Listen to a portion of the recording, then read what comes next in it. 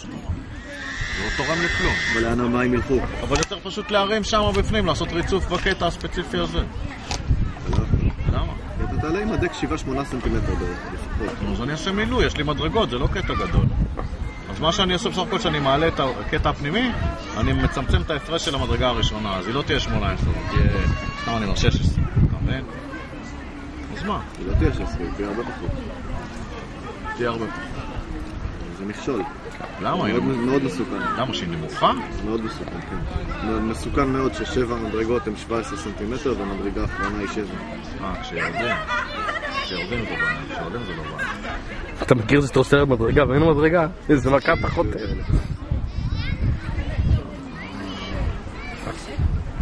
אם יש משטח בטון בחוץ, זה נורא פשוט, זה רק הפירוק והפינוי. זה גם כמה אלפים. עוד 1,000 שקל.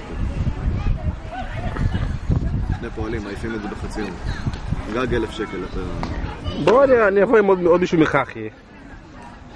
פרק אחד, זה מה בעיה. אם יש משטח בטון מלא, סביר שיש. כן, הגיוני שיש. קריית חיים זה חול ים כזה, זה לא חול רך. לא, כבר ראיתי מקרים שאין רצפת בטון לבית. בקריות.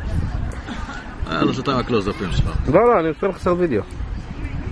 היום אתם ביוטיוב שתיכם.